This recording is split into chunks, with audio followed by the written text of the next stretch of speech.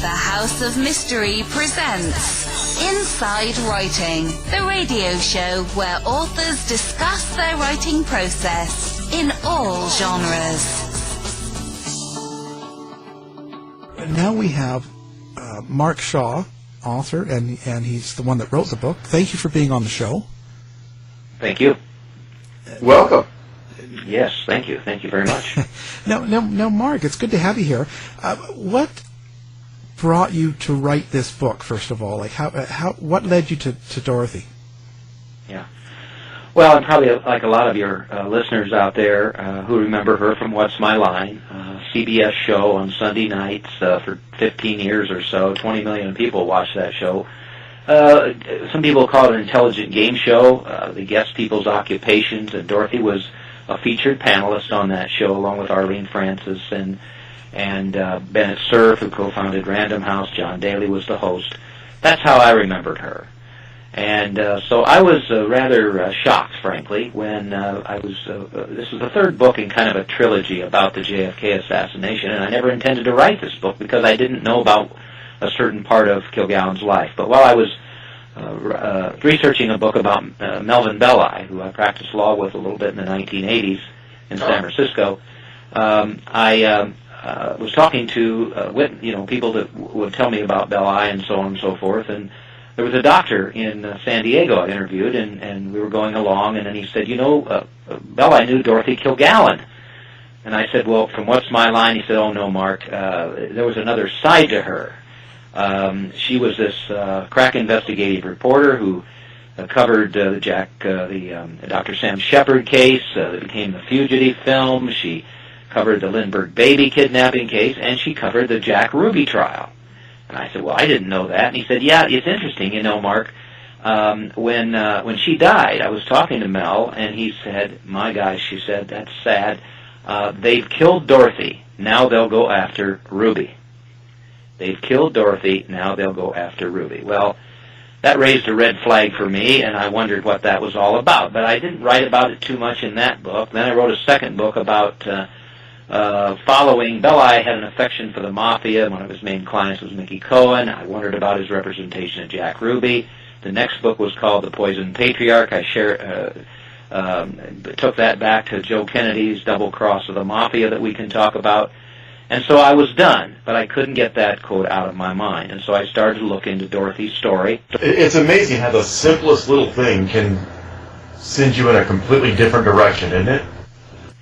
It is, and you guys are curious guys, and you hear something like that, you just think, well, gosh, I got to look into that. And it took me on roads that I never thought I would travel. I felt like Dorothy was kind of leading me along toward evidence that I needed, and I can explain that to you. But yeah, that's what happens. You open the door, and boy, it's amazing what you end up finding. Well, maybe let's tell people exactly a little bit about Dorothy Kilgallen. I don't think a lot of people know her, maybe other than What's My Line.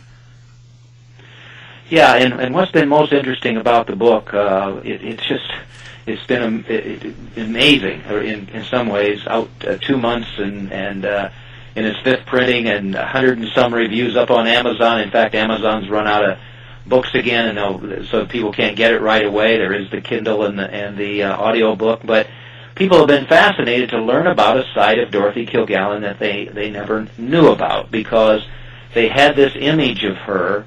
And you have to go back and think, guys, about the atmosphere in the late 1950s and 60s. There wasn't the Internet, of course. There was the infancy of television. So where did people get their news? Well, they got it from newspapers, and they read the newspaper every day. And Dorothy was syndicated through the New York Journal-American, her paper in New York, to 200 newspapers across the country. I mean, every day people read Dorothy Kilgallen's column.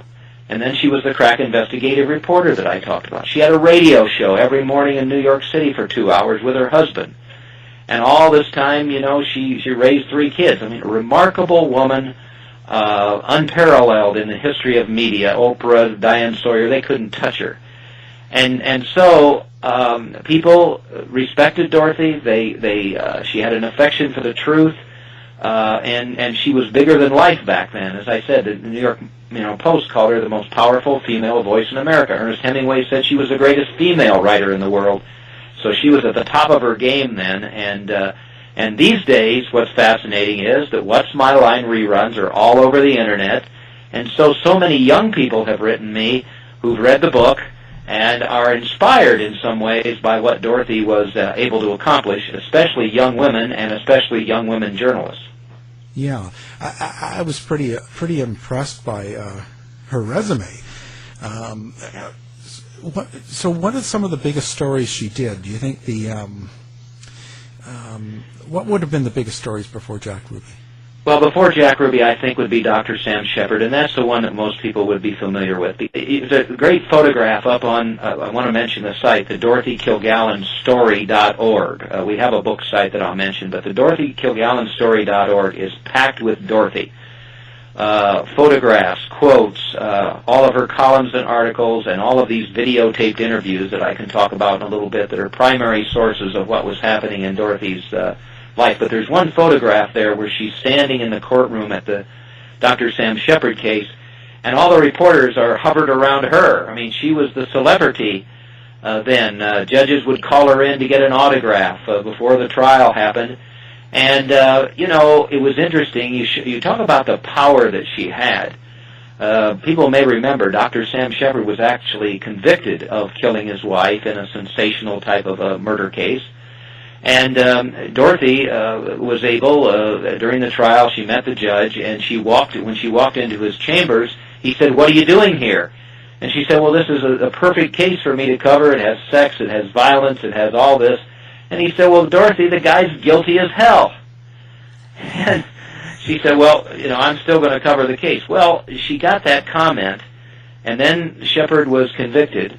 And then she didn't tell anybody about it until the judge died. She hid the source about the comment until she ran into F. Lee Bailey, the famous lawyer who was appealing Shepard's case. And she told him what the judge had said. And they appealed the case basically on what Kilgallen said about what the judge said. That case was overturned by the Supreme Court, and Bailey attributes its overturning to Dorothy Kilgallen, the power that she had and her credibility as a reporter in saying what the judge did. So that's an indication, isn't it, of the power that she had at that time. Yeah, it's pretty amazing. She was right up there. Now, and that's very unusual for a woman back in the 60s as well. It just seemed to be a different type. She had a different agenda in a way. Well, we say still, unfortunately, there's that feeling the women should be in the back seat. Well, back then they were back behind the car because they were thought to be somebody that should, never ask questions, just kind of be complacent, be the mother in the home. And I'm not saying those are bad things, but that was how it was looked upon. And she was a college dropout at 17. She begged her father, who was a noted, gifted journalist, to take her to the Journal-American offices. She loved that. She dropped out of college. She started writing her articles, and within a few years, this slender woman who was this great, wore the fashions of the day and all of that, had ingratiated herself with the other male reporters and become just as respected as any reporter at that time. And then, of course, when she became a panelist on What's My Line, that just elevated her stardom. I think that put her more in the public attention. Oh yeah, because that show was huge at the time. I don't know what you'd compare it to now, but there were only the 3 stations, or maybe there was only 2 at that point. But for 20 million people to watch that show on Sunday nights, that made her a celebrity. And that gave her, along with her credibility as a reporter, that gave her the bully pulpit. That gave her the credibility. She had the best sources. And you'll see how important that is when we get to talking about the JFK assassination, because people trusted Dorothy. And it was interesting, guys, that she could straddle that fence between being a game show panelist celebrity and being a respected journalist, which couldn't have been easy at the time, but she was able to do that. If we had to compare her with somebody today, I would have to compare her with Leah Remini. She was known as a very popular, co-star in a comedy show. which gave her the public attention, and now she's reporting on the Church of Scientology. Good point. Good point. There you have somebody else that's been able to, elevate their credibility somehow or another, despite having a background that would make people wonder about whether, they ought to pay attention to them. That's an excellent example. Let's set up her life a little bit. So before she got onto Jack Ruby and the JFK assassination, what was her situation? Paint the picture of where she lived, her family. Well, Dorothy, they lived on East 68th Street in New York City, in Manhattan, a few blocks away from the Russian embassy that was right in that area and all of that. And she married a Broadway producer named Richard Kalmer, Kollmar. He was pretty well known. He had played Boston Blackie, the detective on radio, and he'd had some hit Broadway shows. Everything was just real chummy. On the DorothyKilgallenStory.org, you'll actually see an interview with Edward R. Murrow, who had the popular person-to-person show at the time. And she sits there with Richard in their lavish mansion, townhouse, and she's there with two of the children, young Carrie and Jill, and the third one, Dickie, is off at a private school. And they're just the happiest family that you could possibly find. Now, unfortunately, Richard hit a downhill stretch. His Broadway plays didn't do well. He opened 2 or 3 restaurants that didn't do well. He started to have some alcoholic problems, and really, as I say, went downhill. And so he and Dorothy kind of went their separate ways because, as one of the hairdressers will say, she was very lonely. There wasn't any affection there. He was running around on her. And so she sought some companionship herself. The first person was Johnny Ray, who was a well-known singer at the time, The Little White Cloud That Cried and all that, known to be a homosexual, but obviously he was a bisexual because he and Kilgallen fell madly in love. That relationship ended, and as of November 1965 came along, she was in a relationship with a Columbus, Ohio journalist named Ron Pataki that we'll have to talk about because, frankly, he's the main suspect in her death.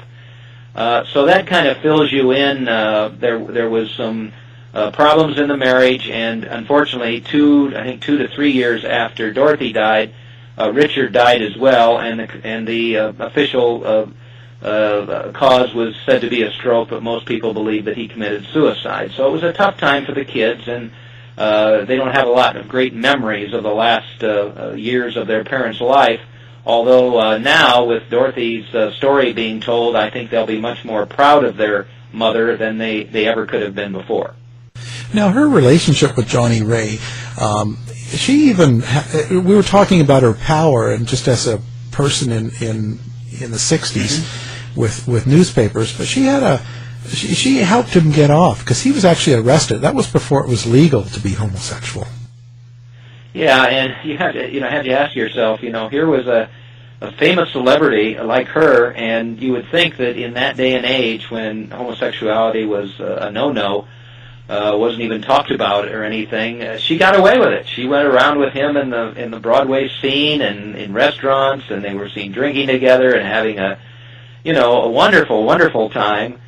And then, she showed her power again. He was arrested in Detroit for a homosexual act. She felt like it was unfounded. She went to the court. She was there with him, and most people believe that the acquittal of Johnny Ray was based on the celebrity status of Dorothy Kilgallen. So, that again shows her power. And I should have said, too, when she covered these trials, like Johnny's or Sam Shepard's or the Lindbergh baby kidnapping case and the Ruby case, it's just amazing to read her columns, which are on that website I mentioned, and see this gifted wordsmith. I mean, if I could write, this is my 25th book, if I could have written like she does, I'd had 25 bestsellers because she brings those trials alive. You feel like you're right there, that you're touching Sam Shepard or, the Lindbergh kidnapping suspect and all of that. So people, I think, when they read the book, will get to read some of that writing about those cases, and I think they'll be absolutely amazed at the gifted wordsmith that she was. Yeah, I found that to be one of the best parts of the book. And I don't mean that to say it was something wrong with it, but I mean it was a real highlight. The samples that you have of her writing. Yes, and I wanted to do that. My books, I really look for the truth, and this book is warts and all. I mean, some people have criticized me for including her love affairs and things like that, but that's all part of Dorothy, and that's the part that I wanted to focus on. But I was completely committed to including in the book some of that writing acumen of hers, because it's very, very special. Yeah, she definitely had a way with words. I agree, totally. Now, how did she... Oh, actually, I was going to also... We should mention that she was actually at the inauguration of Kennedy, and she was kind of friends with him, too, wasn't she? Well, you hit a real important point in the book, and I think you and Kevin will be most interested to know about that, because Bennett Cerf said about Kilgallen, when she went after a story, nothing could stop her, and that was really true. And in this situation, she and JFK were social friends. She knew him at the Stork Club in New York City, and he had come to her home to play charades and all of that. But at one point, she took her young son Kerry, who was in the third grade at the time, to the White House. And JFK befriended Kerry. He was brought into the library, and JFK gave him a PT 109 pin for his lapel, looked at some letters that Kerry had brought from his third grade class.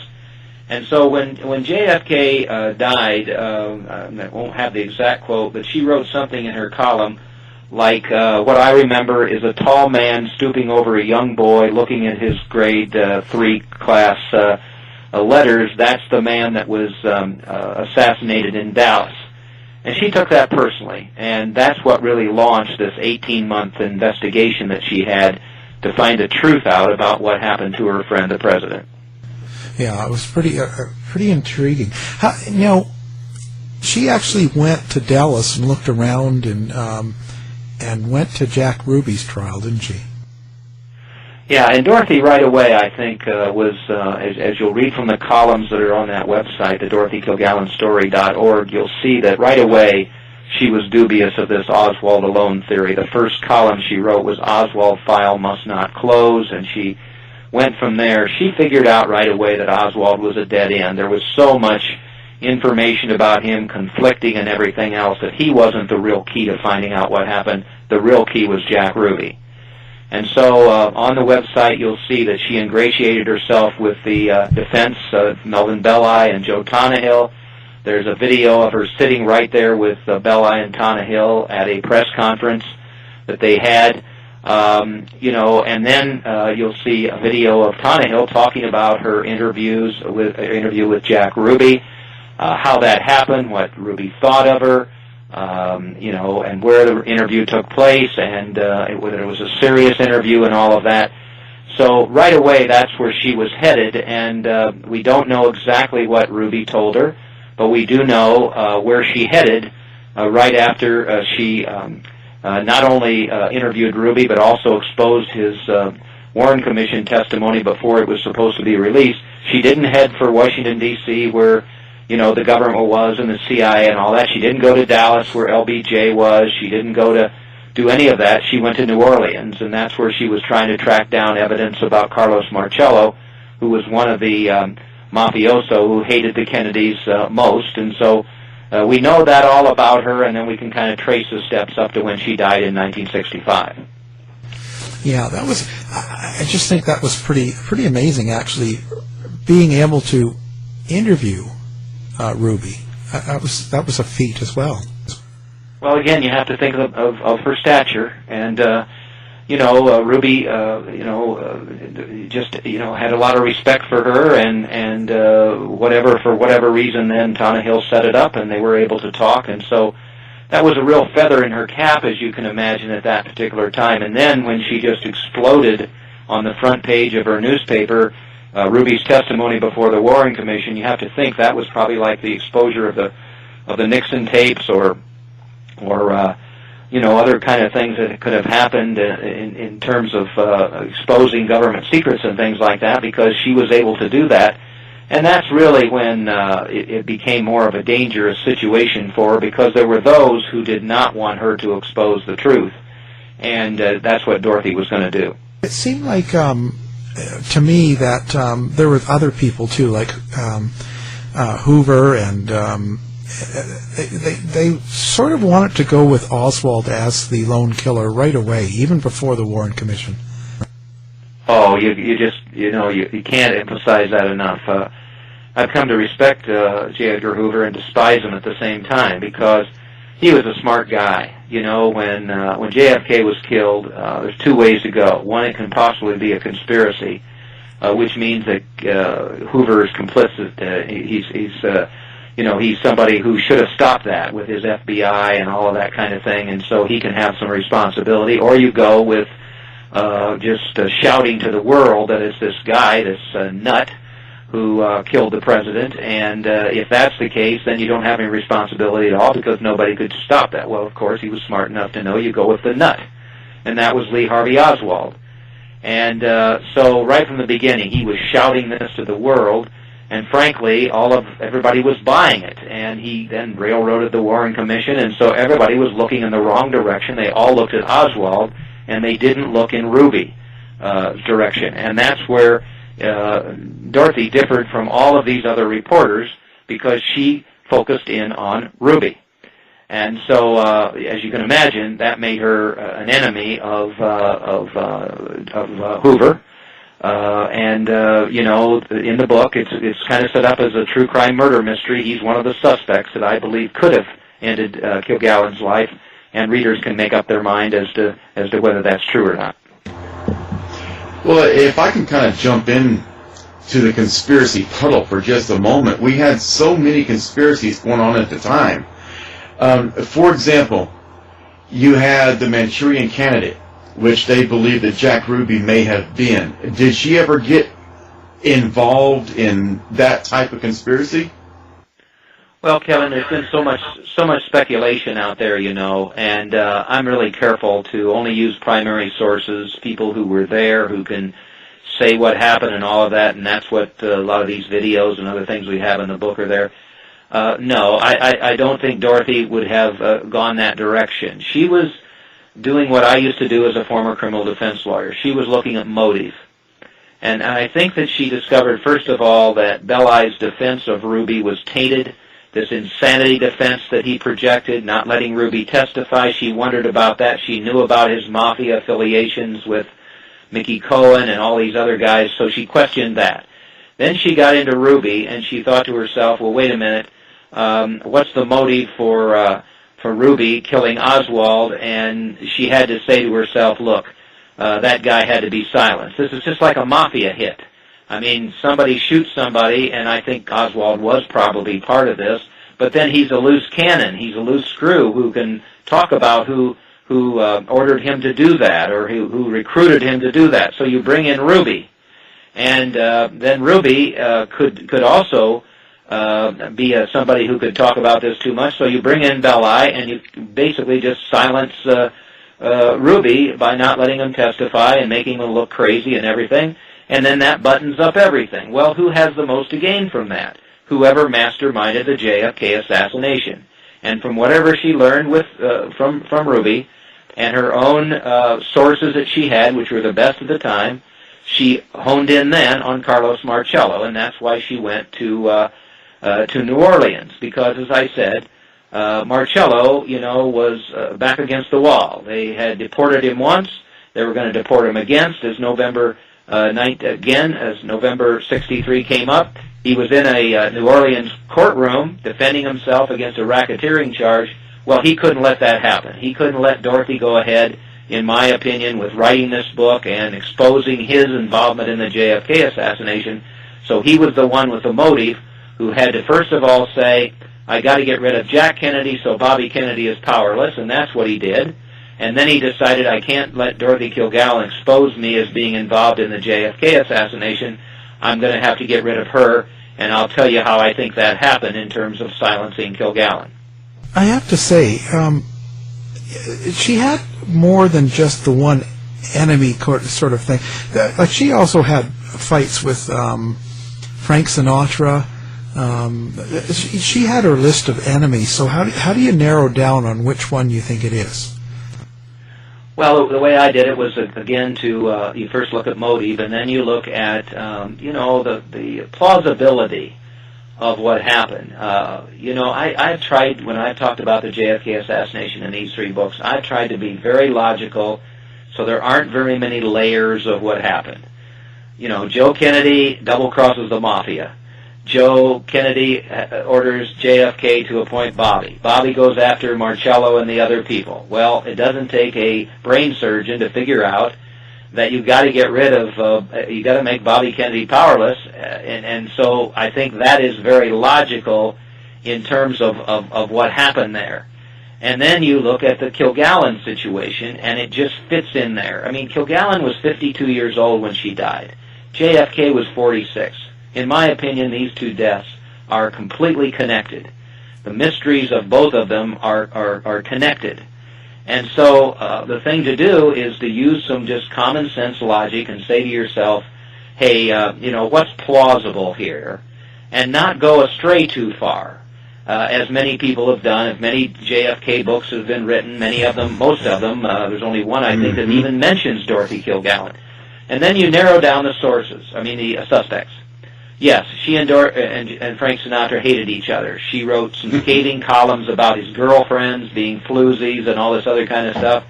He retorted by calling her a woman who didn't have a chin. In his nightclub act, he would say, let's stop and buy Dorothy a chin.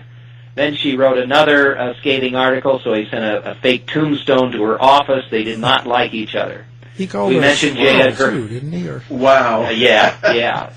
We mentioned J. Edgar Hoover. He had all of the motive to get rid of Kilgallen, because if she had exposed all of her JFK assassination evidence and pointed to him as just being a bit of a cover-up in terms of what happened by shouting the Oswald theory, Lone theory, he could have been in trouble. Marcello is the other one.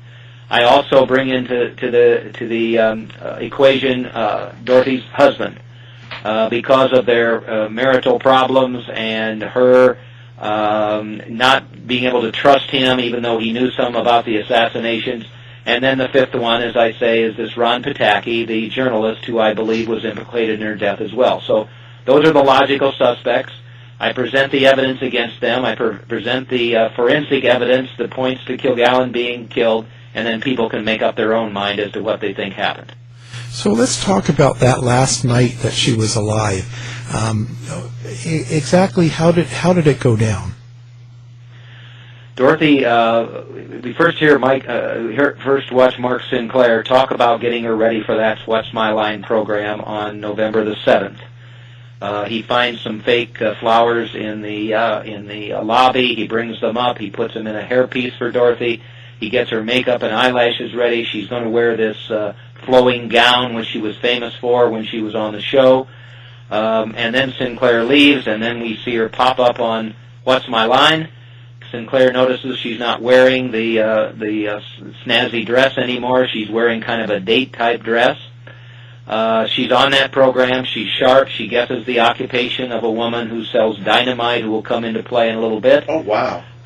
She's just amazing on the show. And then afterwards, first of all, Sinclair notices the difference in the dress on the show and wonders what's going on there, and speculates that she's going to meet with Ron Pataki, this lover that she had, to confront him about the possibility that he may have been leaking some of her JFK assassination evidence to the wrong person.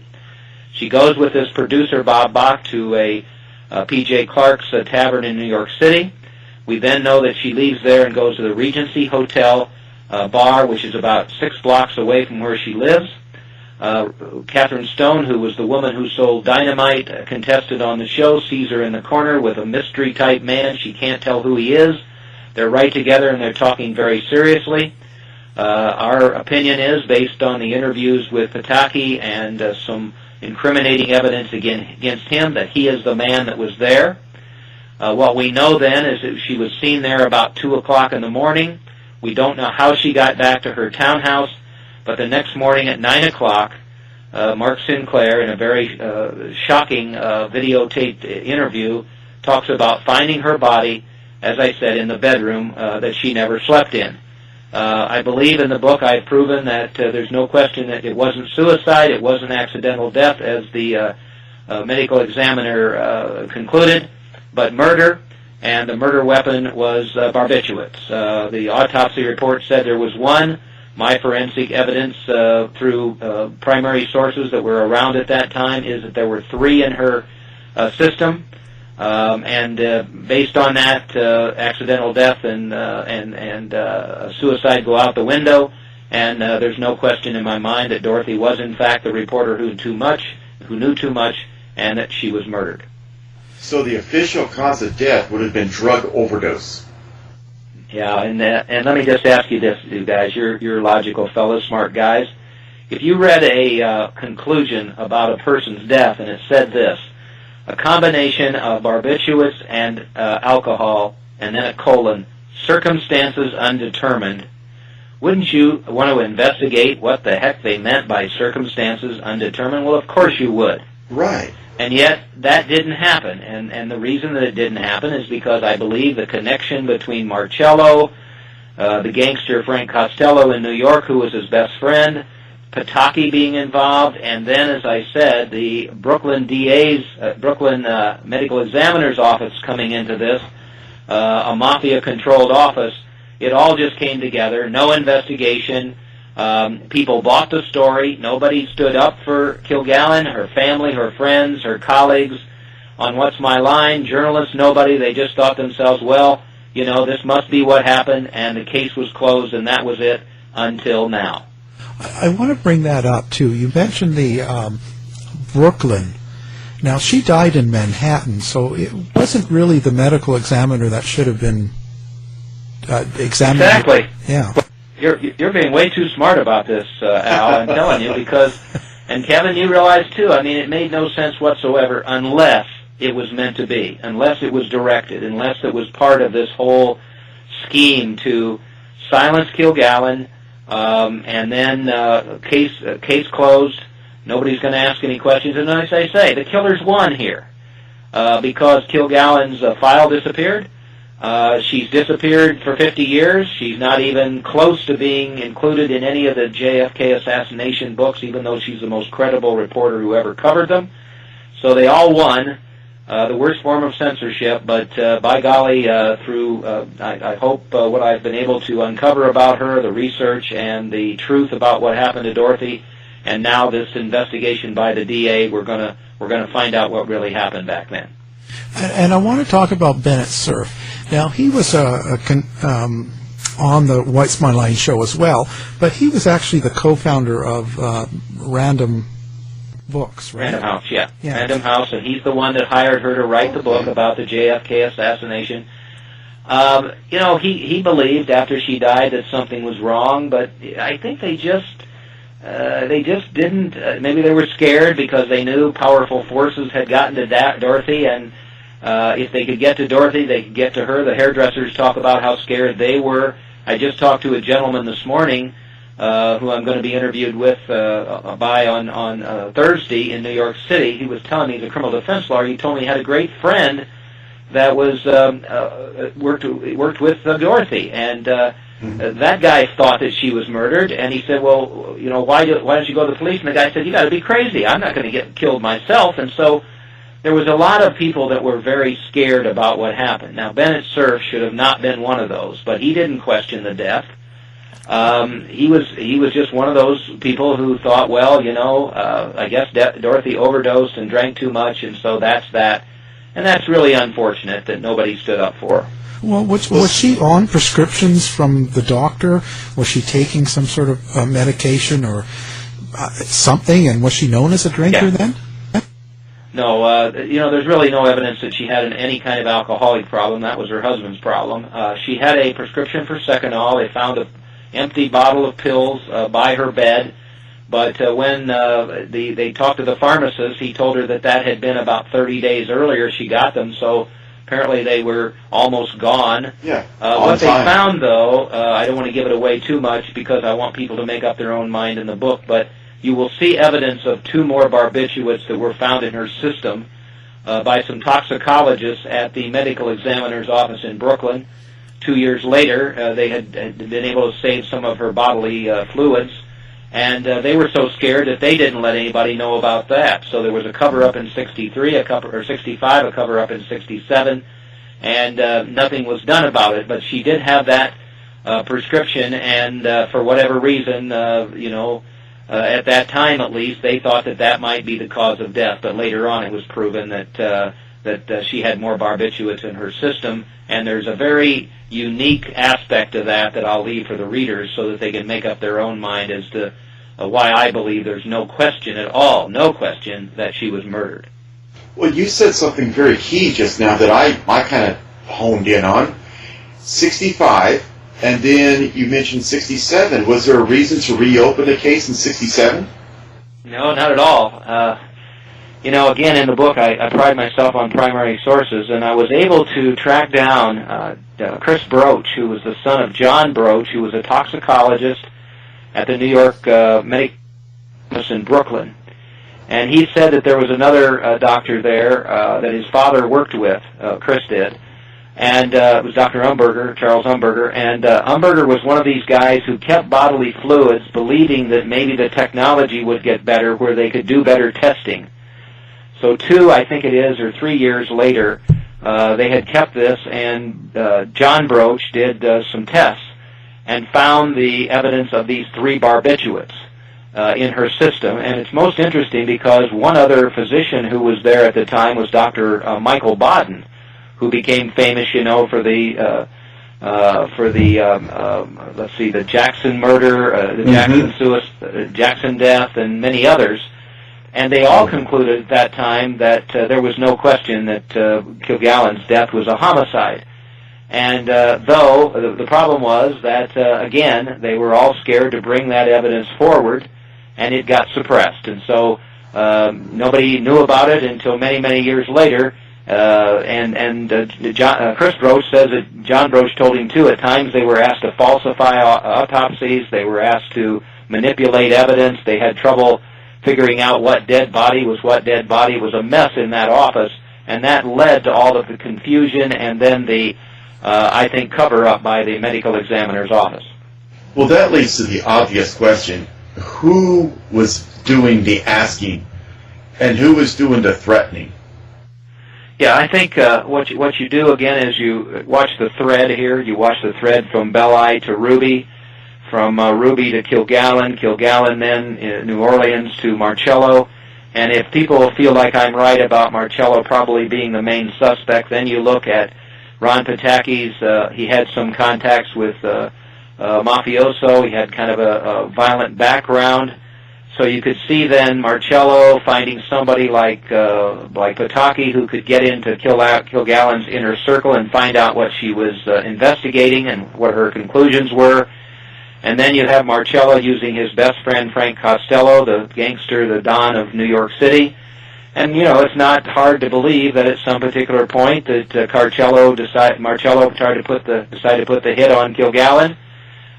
They used Costello, they used Pataki, and they used the medical examiner's office in Brooklyn.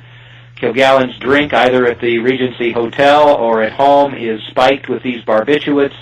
She's dead, and the case is closed, and that's the end of it. And so I think that's a pretty logical progression as to what could have happened to Kilgallen here. I was going to say, I also noticed how you bring up Marilyn Monroe in the situation and how they're both ended up with similar deaths. Yeah, people have asked me about the similarities there, and for one thing, they'll be interested in the book, and you read it, Al. Kilgallen, when Marilyn died, wrote a very, very special column about her and what a wonderful person she was and star and how much she'd given to the world and everything, but she also questioned Marilyn's death, because Marilyn was found in a little bit of a similar situation in a bedroom, alleged to have been a drug overdose and all of that. People have asked whether there's a connection there, and again, the similarities are there with the death scene, but I think there was some suspicious nature to Marilyn's death scene as well. But I've never been able to connect the two or to find primary sources like the ones I have for Kilgallen's death existing regarding Marilyn's death. And so that's not something I've investigated. Other people have, and I don't know that they've come to any real conclusions as to what happened. Of course, they suspect the Kennedys and so on and so forth, but a lot of that's just speculation. So if I'm following this thread correctly, let's go back a little further than Jack Ruby. Would it be logical, using the evidence that you have given, to connect the JFK assassination to the mob? Oh, I don't think there's any question about that. Again, just, it's interesting. Who was it that I was reading the other day? Oh, Nancy Pelosi, of all people. Oh, no. You'll find this interesting. I'm not a big Nancy fan, but that's okay. But anyway, she said, hey, wait a minute. The JFK assassination was just a mafia hit. Well, it does make sense that it was. I mean, just look at what happened. You've got the motive that JFK's got to go because Bobby needs to be powerless, so he'll leave the mafia alone. And then you bring in, Lee Harvey Oswald as kind of this patsy that he said he was, and he's part of this whole thing. He gets arrested, so they got a person there, but I think what they expected probably was that he'd be killed, but he wasn't killed, so now he's a loose cannon. So now you bring in Ruby, whose mafia association is known in Dallas, and I think Dorothy connected him with Marcello. And so Ruby, anybody that believes that was a coincidence, getting into the basement at Dallas Police Headquarters needs to be in a mental hospital. I mean, it's just, you can see that was supposed to happen. He kills Oswald, so he's dead. Then they bring in the mafia lawyer, Belli, and he silences Ruby, and everything is just rosy, except for what? One reporter, Dorothy Kilgallen, the only one who was shouting that all this didn't make sense and going to write a book about it. So what do you do with her? You get rid of her as well. You shut her up. Sure, disillusioning, because back then you'd think things were all good, and it wasn't. Oh, but Al, look at what's going on today. Look at you guys. You're on the air. You're trying to provide the audience with the truth as to what's happened with regard to a number of things. You're putting yourself at risk. And today that is a risk. It's a risk with all journalists out there. It's a risk with radio talk show hosts. It's a risk because you're putting yourself out there, and there may be people, especially in this kind of atmosphere that we have these days with all the violence and everything, who won't agree with what you're doing. And what's the best way to shut you up? Well, that's to get rid of you. And so I don't know that things have changed a lot. It's the same situation back in Dorothy's time. And I have such respect for journalists and talk show hosts and authors who stick their neck out, because they've got to know these days that if they do, especially now, that they're putting themselves in danger. Yeah, or they will marginalize you. Well, throw mud at you. They can do that. Yeah. They can, fortunately, here's a good thing, something that really bothers me, and that's with Dorothy. There was no evidence she was an alcoholic, no evidence she was a drug addict. So you would think that people would say, wait a minute, that's not the Dorothy Kilgallen we know. But our tendency is to think the worst about people at times. If somebody said that, Al was a bank robber in his past, or he had, done some things that way, to muddy what he's saying, you would hope, Al, that people would say, well, that's not the Al that I know. He's not the guy who would run off and leave his wife and kids and do, whatever it may be. You too, Kevin, if they say things about you, that's the easy way to muddy what is the truth. But it happens far too often, and it's still happening today. Yeah, that's right. It seems to be the focus is more about what they can say negative about you than really what you're saying. Yeah, and I've had people who have done that with me. There's one gentleman who's writing a book about about What's My Line, and he wants to, in my opinion, distort a lot of what the real truth is about Dorothy in this book that he may be writing. And I've told him, I've said, here, look at everything that my research has shown. At least tell both sides of the story, because for whatever reason, you have got this attitude towards Dorothy that is so negative and wanting to bring up some things that just are not factual. But why is he doing that? He's doing that because he wants to sell books. And he thinks the sensationalism there is what will do that. And I've been begging him to reconsider and at least present both sides of the story. Now, fortunately, my book is out there, and there's almost 10,000 of them out there now, so hopefully if that book comes out, people will stop and think a little bit.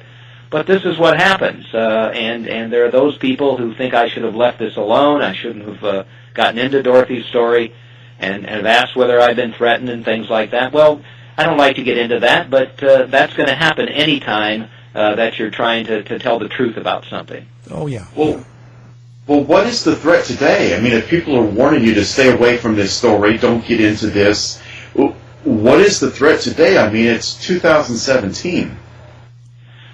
Well, you just can't tell with people. You know, I've gotten some very strange emails and people who just believe that, hey, we're getting back into this JFK assassination, and it was Lee Harvey Oswald, and you shouldn't be looking in any other direction. It just confuses the American people with what you're reporting. I mean, it's those kinds of objections to, you know, people have read the book and just said, and for the most part, 95% people have been very much in support of what I've written and the investigation and everything else, but there are those people who want to say, you know, this is not something you should have touched. This is something you should have left alone.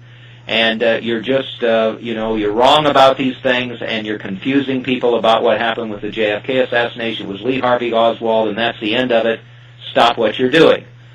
Well, I'm not going to stop what I'm doing, but I try to understand what they're saying and try to reason with them. But I've had some people that don't want to hear that. That's for sure. Wow. Even to this day. Even to this day. You know, the two hairdressers, one of them interviewed in 2005, the interviewer asked him, why didn't you come forward? And he said he was scared. And the interviewer then says, well, are you scared now? And he says, yes. That's in 2005. He even mentioned that she wanted to get a gun. Yeah, he did, and I think that's very credible. She changed her will. She was worried about her son Kerry being kidnapped. She knew she was in danger, but I think she thought she was invincible, that nobody could touch her. And you know, and I don't want to take credit for this because it's not right to do so. I was in an interview the other day, and one of the hosts of the show said, well, you know, have you considered the fact that those people that were involved in the JFK assassination, they didn't want any more written about all this? And there were some other journalists who were on the fringes who were looking into it a bit as well, not as much as Dorothy. But they said, you know what you could do here if you wanted to? You get rid of Dorothy Kilgallen, the most powerful female voice in America and this big celebrity, and it's a warning to every other journalist to stop any investigation that they have. And you know, that has some credibility to it. Yes. Well, this is just so interesting, and we're already out of time, so I'm going to have to wrap this up. But Sure. This has been a great interview. Our guest has been Mark Shaw. The book is The Reporter Who Knew Too Much. Thank you for being on the show. Well, thank you, Kevin, and thank you, Al. And if it's okay, if there's some updates on the on the DA investigation, I'll come back and give you that update. Oh, we'd love it. That would be great. To find out more about our show, guests, or to listen to past shows from our archive, please go to www.houseofmysteryradio.com. Show's over for now. Was it as good for you as it was for me? Well, good night. This has been a production of Something Weird Media. I'll be back.